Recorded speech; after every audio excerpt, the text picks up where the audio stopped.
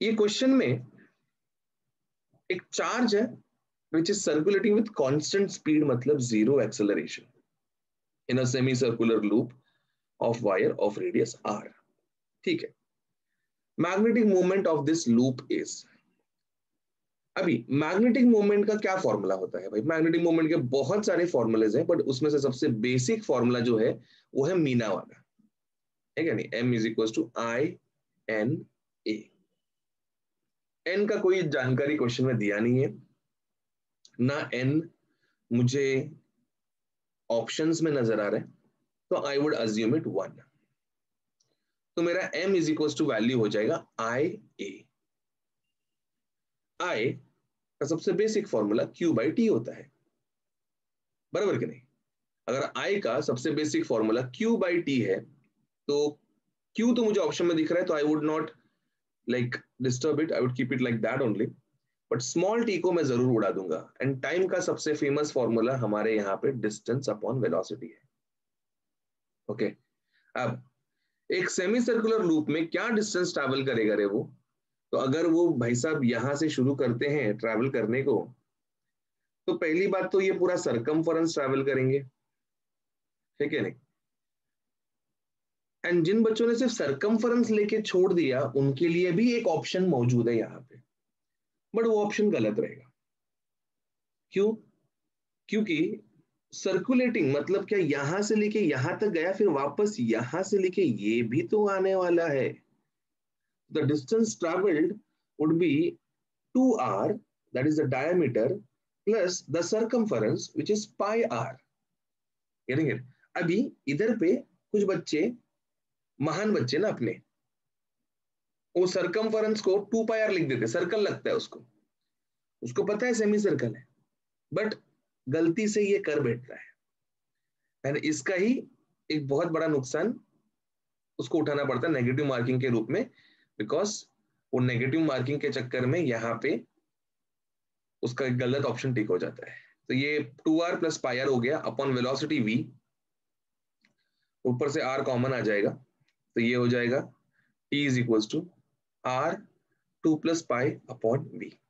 ठीक है, अब ये टाइम का वैल्यू अगर मैं यहाँ पे सब्स्टिट्यूट करूं, तो मेरा करंट का वैल्यू हो जाएगा I इज इक्वल टू, ये जो I का वैल्यू है ना, ये वाला, ये बन जाएगा I is equal to Q upon T के जगह पे R प्लस पाई प्लस 2, ये अपॉन V ऊपर चला गया। ठीक है, अब moment M is equal to I into A है। ठीक है, तो ये I तो अपना अच्छा खासा बन गया इधर, QV upon R plus pi by 2 into area. Area क्या रहेगा रे? सेमी सर्कल का एरिया क्या रहेगा? तो it would be pi r square by 2। जिस महान आत्मा ने सिर्फ पाई आर स्क्वेयर लिखा, उसके लिए भी एक ऑप्शन मौजूद है यहाँ पे, समझा? तो बहुत बच के करना पड़ता है इधर पे हर एक काम। तो इधर पे अभी ये सब होने के बाद एक एक आर कैंसिल, और कुछ कैंसिल तो हो नहीं रहा है, therefore अल्टीमेटली m का वैल्यू आएगा QV pi r upon twice of pi plus 2, and this is option B. समझ में आया? ये आपका ऑप्शन बी है। इतना इसको समझ के बैठ जाने का, इतना ही करना था, समझ रहे हैं? इसके अलावा कुछ भी नहीं था भाई साहब, कुछ भी नहीं, मतलब कुछ भी नहीं था। ये इतना ही याद रखने वाला चीज है, और इसको इस तरीके से ही करना है। समझ गए सबको प्रॉपरली? पक्का? जिनको नहीं आया हाँ सर। स्क्रीनशॉट ले लो भाई साहब, just take a screenshot of it, जिनको भी नहीं आया ये चीज का। बट आंसर तो भाई इतना ही था, ये छोटा सा चीज है, ज्यादा गोल गोल घूमता नहीं है। चलिए, अभी गाइस कुछ नए टर्म्स तुम्हारे जीवन में आने जा रहे हैं, Getting it? कुछ नए एज इन कुछ बहुत ही बेहतरीन टर्म्स तुम्हारे सामने आने वाले हैं, एंड इस टर्म्स को आपको almost end of the syllabus तक याद रखना है, क्योंकि ये बहुत ही हाई इम्पैक्ट रखते हैं हर एक क्वेश्चन से रिलेटेड एमसीक्यू में, हर एक टॉपिक से रिलेटेड एमसीक्यू में। सबसे पहला टर्म अगर आप यहाँ पे देखेंगे तो रिलेटिव परमियाबिलिटी करके लिखा हुआ है। The very first term, if you see it, it is relative permeability. Okay, now whenever the word comes relative, it is always going to be ratio of something, because it would be always in comparison with something. ठीक है, तो चलिए देखते हैं भाई क्या है permeability. Last lecture में ही सीखा था हमने कि लास्ट लेक्चर में सीखा था कि permeability is the ability of a medium. Permeability ये एक मीडियम का एबिलिटी है। क्या एबिलिटी, काय का ability? To allow the magnetic lines of forces in a particular medium. एक मैग्नेट से इनफिनाइट लाइंस ऑफ फोर्सेस निकल रहे हैं भले, getting it, infinite lines of forces निकल रहे हैं, बट वो मीडियम के ऊपर डिपेंड करता है कि उसको कितने लाइंस ऑफ फोर्सेस को अलाउ करना है और कितने लाइंस ऑफ फोर्सेस को अलाउ नहीं करना है। सबसे ज्यादा लाइंस ऑफ फोर्सेस वैक्यूम में अलाउड होते हैं, जिसको परमियाबिलिटी ऑफ फ्री स्पेस कहते हैं। उसके अलावा बाकी के सभी मीडियम के लाइंस ऑफ फोर्सेस को सिर्फ म्यू से रिप्रेजेंट किया जाता है। अब relative permeability is nothing but the ratio of these two mediums, that is permeability of a medium to the permeability of free space, that is mu r is nothing but it is mu upon mu naught। समझ में आया? तो काफी जगह पे आप mu R को ढूंढना चाहते हो तो ये फॉर्मूला से ढूंढ सकते हो, एंड बहुत सारे डेरिवेशन में म्यू के जगह पे they write it mu not into mu r. समझ रहे? तो ये हमको हमारे कन्वीनियंस के हिसाब से चालाकी से करने को आना चाहिए कि भाई कौन से वक्त पे क्या यूज करना चाहिए। ओके, स्क्रीन शॉट ले लिया जाए, इस पर्टिकुलर चीज का स्क्रीनशॉट ले लीजिए। Let me know when you're done, guys. This is the first term, ऐसे है यार, 4-5 टर्म सीखेंगे नए नए। So this is the very first term, relative permeability. It is a unitless, dimensionless quantity because it is ratio of same physical parameters. तो कोई भी angle से यूनिट तो तुमको नजर आएगा नहीं, ना यूनिट है तो ना डायमेंशन होगा। तो ये था रिलेटिव परमियाबिलिटी। अब दूसरा, मैग्नेटिक इंटेंसिटी। जो दूसरा टर्म है वो है magnetic intensity which is represented by H बार।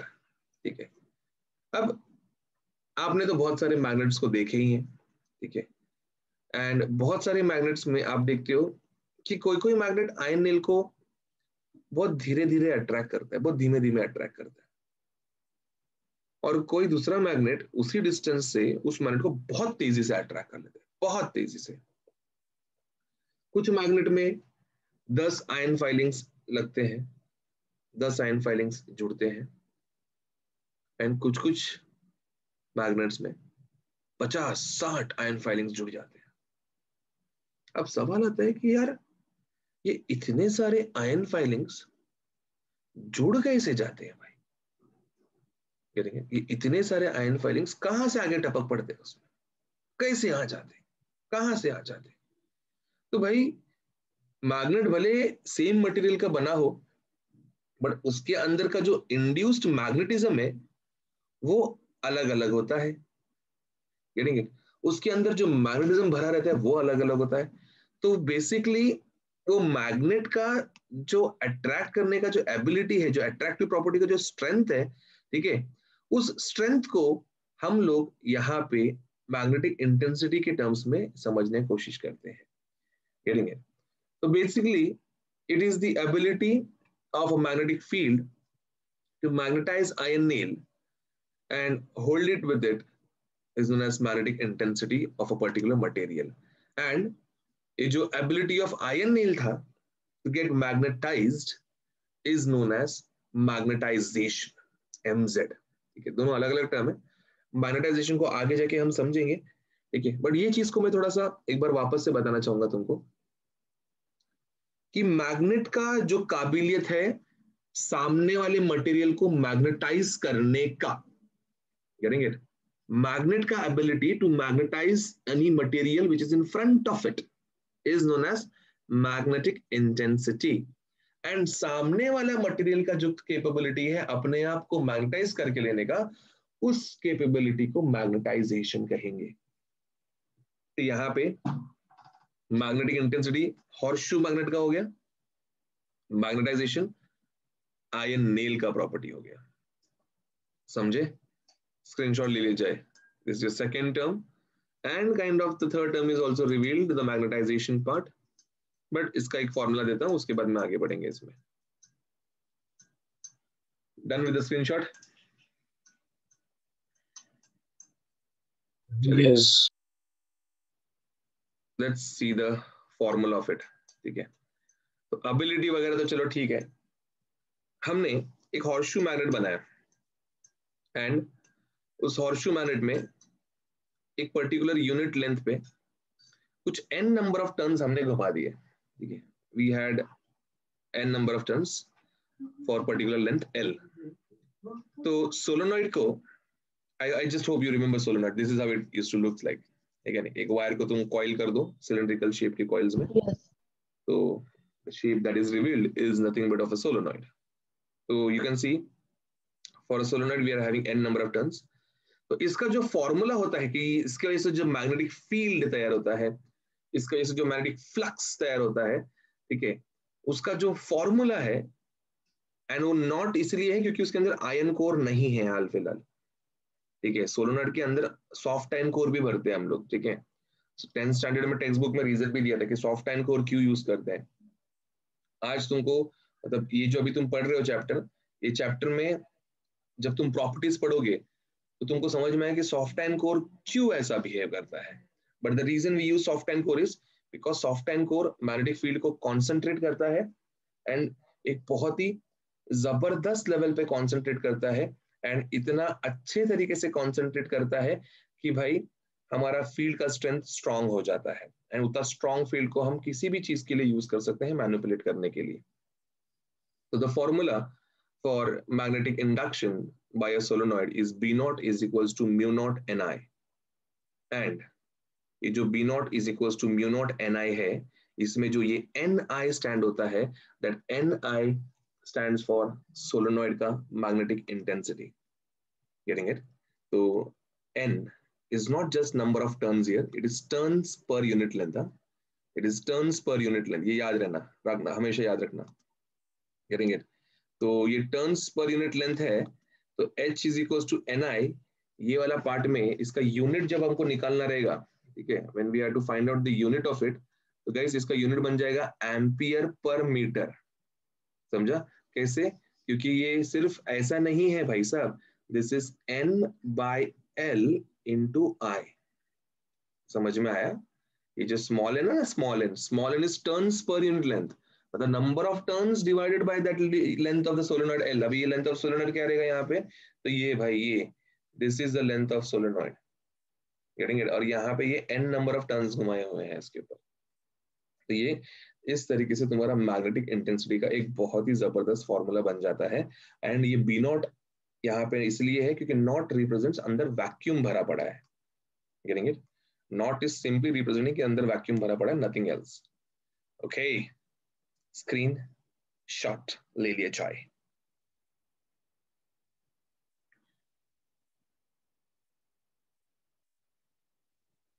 हो गया? हाँ। चलो, तो डायमेंशन भी सेम ही रहेगा, it would be l-1 m0 t0 i1, because unit by नहीं करते बेटे ना, यूनिट है एम्पियर मतलब क्या, I1, मीटर मतलब अपॉन मीटर मतलब क्या, l-1, खत्म। ज्यादा सोचते नहीं बैठना आपको, अरे ऐसा रहेगा क्या, अरे वैसा रहेगा क्या, ये क्या वो क्या, नो, डायरेक्टली अटैक। चलो, तो भैया अभी आगे बढ़ रहे हैं, आगे बढ़े, थोड़ा सा दिखा इधर पे मैग्नेटाइजेशन। ओके, अभी ये सब टर्म्स पढ़ने वाले हम लोग, वो दो टर्म पढ़ के हो गया, अब इधर थोड़े और टर्म्स। नाउ मैग्नेटाइजेशन, इसके ऊपर बहुत सारे एमसीक्यूज मौजूद हैं, इसके ऊपर बहुत सारे एमसीक्यूज आपको असाइनमेंट में मिलेंगे, इसके ऊपर बहुत सारे एमसीक्यूज आपको होमवर्क में एज वेल एज टेस्ट में भी नजर आने वाले हैं। तो व्हाट इज दिस मैग्नेटाइजेशन? हमने थोड़ी देर पहले देखा कि मैग्नेटाइजेशन ये मैग्नेट का प्रॉपर्टी नहीं है रे, मैग्नेटाइजेशन ये सामने वाले मटेरियल का प्रॉपर्टी है। Getting it? So what is magnetization? It is the ability of a magnetic material to get magnetized by external magnetizing field. अगर बाहरी रूप में कोई फील्ड है, ठीक है, अभी फॉर एग्जांपल यहाँ पे मैंने एक फील्ड छोड़ा हुआ है, ठीक है, लेट अस से ये, अरे रे रे एक सेकेंड, हाँ, लेट अस से कि ये मैंने ऐसा फील्ड छोड़ा हुआ है, तो भाई साहब ये जो फील्ड मौजूद है ना यहाँ पे, ठीक है, ये फील्ड में सपोज मैंने मटेरियल ए रखा एंड मैंने एक और मटेरियल बी रखा एंड एक और मटेरियल सी रखा। Getting it? हमने देखा ए के अंदर मैग्नेटिक इंटेंसिटी जो आया, ठीक है, ए के अंदर जो मैग्नेटिज्म इंड्यूस हुआ है वो है 2 एम्पियर पर मीटर, बी के अंदर जो हुआ है वो है 6 एम्पियर पर मीटर, और सी के अंदर जो हुआ है वो अगेन 3 एम्पियर पर मीटर है। Getting it? Now guys tell me, सबसे ज्यादा स्ट्रॉन्ग मैग्नेट कौन बिहेव करेगा, ए कि बी कि सी? कौन बिहेव करेगा? सो द आंसर इज कि सर बी बी बिहेव करेगा, क्योंकि बी का मैग्नेटिक इंटेंसिटी सबसे ज्यादा है, ठीक है, बी के अंदर का मैग्नेटिक इंटेंसिटी बहुत ज्यादा है, ठीक है। तो अभी मैग्नेटिक फील्ड सबके लिए सेम था, मैग्नेटिक फील्ड वाज एवरीवन के लिए मैग्नेटिक फील्ड वाज 10 टेस्ला, हर एक के लिए यूनिफॉर्म मैग्नेटिक फील्ड था, बट उस फील्ड में जाके खुद को कितने अच्छी तरीके से मैग्नेटाइज कर लेते हैं, उस काबिलियत को हम मैग्नेटाइजेशन कहते हैं। अब लोग बोलते सर ये मैग्नेटाइजेशन होता कैसे है सर, ए इतना अच्छे से क्यों नहीं कर पाया जितना अच्छे से बी कर पाता है? तो भाई देखो, हर एक मटेरियल एक एक वॉल्यूम का, हर एक मटेरियल के अंदर वॉल्यूम होता है, वॉल्यूम, ठीक है, every material has a physical volume.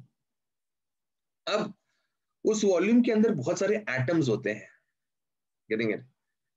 तो जब ये लाइंस ऑफ फोर्सेस जाते हैं तो वो एटम्स उस लाइंस ऑफ फोर्सेस की तरह रोटेट होकर अपने आप को अलाइन कर लेते हैं फील्ड के साथ में।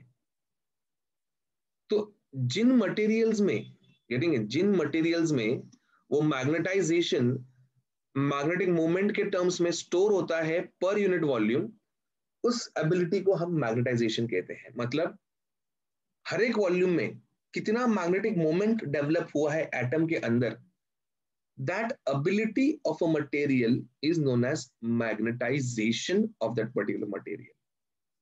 And ये सबसे जबरदस्त फॉर्मूला, ये सबसे जबरदस्त फॉर्मूला, सबसे बेसिक फॉर्मूला भी है, that mz is nothing but mnet upon v। तो इसका यहाँ पे यूनिट भी बन जाएगा। क्या यूनिट बनेगा रे? हर एक का बाहर नहीं करने का, मैग्नेटिक मोमेंट का यूनिट पता है हमको, ampere metre square, ampere metre square, volume का यूनिट मीटर क्यूब, तो मीटर स्क्वायर और इसका 2 गया और क्या बचा अल्टीमेटली, एम्पियर पर मीटर। मीटर। तो मैग्नेटाइजेशन का भी यूनिट मैग्नेटिक इंटेंसिटी की तरह है, ये भी एम्पियर पर मीटर है, इसका भी डायमेंशन L-1 और I1 होएगा। समझा? तो ये सबसे बेसिक फॉर्मूला में काउंट होता है भाई साहब, इसका सबसे basic. There are many formulas for magnetisation, आगे जाके एक एक करके जुड़ते जाएंगे, बट ये उन सब में सबसे ज्यादा इंपॉर्टेंट माना जाता है। तो please take a screenshot of it guys, उसका एक जबरदस्त स्क्रीनशॉट ले लिया जाए। Done sir. ले लिया सबने? चलिए, तो ये स्क्रीनशॉट वाला अपना फंडा तो क्लियर है, समझ में भी हमको आ चुका है कि भाई है क्या चीज और इसको कैसे यूज करना है। अब इसके और भी बहुत सारे फॉर्मूलेस बनते जाते हैं, ठीक है, बट वक्त के हिसाब से हम उसको यूज करेंगे एंड देखेंगे कि भाई क्या करना है नहीं करना है। But don't forget it is also a vector quantity. हाँ, चलिए अगला term, the next term is magnetic susceptibility. भाई साहब इसको सीखने के पहले ना इसको बोलने को आना चाहिए अपने को, ठीक है। This is magnetic susceptibility, getting it? Susceptibility. Now what is this susceptibility? This magnetic susceptibility is a property, ठीक है। क्या प्रॉपर्टी बताता हूं, बट उसके पहले इसका जो सिंबल है, ये देखो यहाँ पे, ये जो दिख रहा है ऐसा एक्स के जैसा दिख रहा है, एक्स के जैसा। भाई साहब ये एक्स नहीं है, ये ग्रीक अल्फाबेट है, गेटिंग इट? कुछ लोग इसको शाय बोलते हैं, शाय, गेटिंग इट? हम इसको काय बोलेंगे, काय, वी कॉल इट काय, ठीक है। क्योंकि मेरे को जहां तक मैंने इसको पढ़ा है मेरे को लगता है ये काय है, ठीक है। लॉग बुक में भी आप देखेंगे इसको ऐसा ऐसा लिखा रहेगा, ठीक है। तो काफी लोग इसको चाय, ची, क्या क्या बोलते हैं, हम इसको काय करके बोलेंगे, ठीक है। तो काय एम इज मैग्नेटिक, उधर छोटा एम जो है it stands for magnetic, okay, because electric susceptibility भी होता है तो वो ई से रिप्रेजेंट होता है। तो बट यहाँ पे मैग्नेटिक ससेप्टिबिलिटी करके बात हो रही है, so we would represent it by chi m. Now what is this magnetic susceptibility? भाई इसको डिफाइन करना मैथमेटिकली इज वेरी इजी, ठीक है, बट फिजिक्स में it takes hell lot of explanation to understand, okay. अब देखो ना, आप इसका डेफिनेशन देखो ना कितना सिंपल है। Magnetic susceptibility it is mz upon mh, ठीक है, that's magnetization upon magnetic intensity, ठीक है। तो by default it would become unitless dimensionless quantity, ठीक है, ऑब्वियसली ना, क्योंकि mz का भी वही यूनिट है, वो यूनिट है और और एच इसका का भी भी वही है। यूनिट है। तो this is unitless and dimensionless. तो बच्चे को इतने सब समझ में आने के बाद भी ससेप्टिबिलिटी क्या है ये समझ में ही नहीं आता है, करेंगे लिटरली बच्चे को समझ में ही नहीं आता है कि ये है क्या चीज, बिकॉज डेफिनेशन एंड फॉर्मूला से फिजिक्स समझ में नहीं आता कभी भी, you have to go beyond it. चलिए मैं आपको एक एग्जांपल देता हूं एंड होपफुली वो एग्जांपल से आप क्रैक कर पाओगे इस चीज को।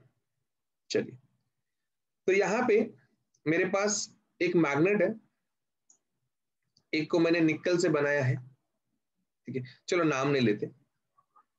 आई have magnet A, I have magnet B, I have magnet C, okay. तीनों मैग्नेट को, हाँ गाइस, तीनों मैग्नेट को मैंने, लेट्स से तीनों को हमने 50 टेस्ला इतना स्ट्रांग बनाया है, 50 टेस्ला का मैग्नेटिज्म उसके अंदर इंड्यूस किया है, एंड तीनों के तीनों 50 टेस्ला तक अपने आप को होल्ड कर पा रहे हैं, तीनों के तीनों 50 टेस्ला का मैग्नेटिक फील्ड तैयार कर पा रहे हैं। अब इनको मैंने कुछ आयन नेल्स के सामने रखा, ठीक है, एक बहुत सारे आयन नेल्स के सामने रखा, तो वो आयन नेल्स जो है इसके साथ आके से जुड़ गए, ठीक है, ठीक है, इसके साथ भी आयन नेल्स जैसे आके जुड़ गए यहाँ पे, ठीक है, same quantity of ion nails जुड़े क्योंकि सेम मैग्नेटिक इंटेंसिटी उन्होंने प्रोड्यूस किया है। अब मैंने ऐसी रखी, मैं बैठ गया उसके सामने, मैं देख रहा हूं देख रहा हूं देख रहा हूं देख रहा हूं और देख रहा हूं और देख रहा हूं और देख रहा हूं, तो देखते देखते कुछ वक्त के बाद मैंने देखा कि बी के आयन नेल्स आफ्टर 10 मिनट्स गिर गए, गिरेंगे। ए के आयन नेल्स 15 मिनट तक टिके हुए थे एंड सी के आयन नेल्स 30 मिनट तक टिके हुए थे। फिर उसके बाद वो आयन नेल्स गिर गए। क्यों गिर गए? क्योंकि वो ए बी सी जो मैग्नेट है उन्होंने अपना मैग्नेटिज्म खो दिया, बिकॉज हमने उसको 50 टेस्ला का बनाया था बट परमानेंट मैग्नेट नहीं था ना वो, गेटिंग इट, कुछ देर तक होल्ड कर सकता था।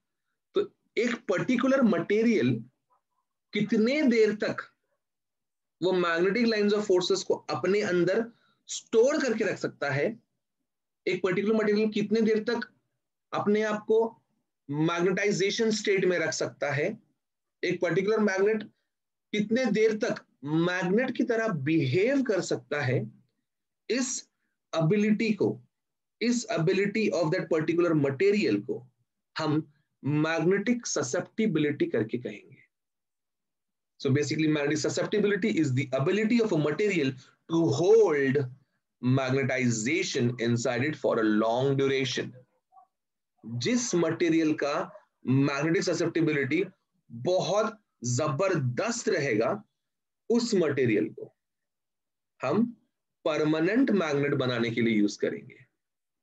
क्योंकि परमानेंट मैग्नेट मतलब जिंदगी भर मैग्नेट जैसा बिहेव करने को आना चाहिए, एंड जिंदगी भर मैग्नेट जैसा बिहेव करने को तब आएगा जब उसका ससेप्टिबिलिटी बहुत स्ट्रांग रहेगा। अगर किसी चीज का मैग्नेटिक ससेप्टिबिलिटी बहुत कम है तो तुम उसको टेम्परेरी मैग्नेट बनाने के लिए भी यूज नहीं कर सकते हो अच्छे से, गेटिंग इट? बट हाँ, थोड़ा कम है, मतलब थोड़ा बहुत है, ज्यादा नहीं है, तो you can use it for building electromagnets की। करंट सप्लाई किया, मैग्नेट जैसा बिहेव किया, करंट बंद किया तो ससेप्टिबिलिटी भी खत्म हो गया, मैग्नेट भी नहीं है, नॉर्मल बन गया वापस से। तो इस दुनिया में हर एक चीज का एप्लीकेशन होता है भाई, हर एक चीज का। बट ये समझ में आना चाहिए कि किसको कहां पे अप्लाई करना है। तो magnetic susceptibility we have understood way beyond the formulas and stuff. Okay, screenshot ले लीजिए, बहुत ही ज्यादा इंपॉर्टेंट चीज है ये चीज।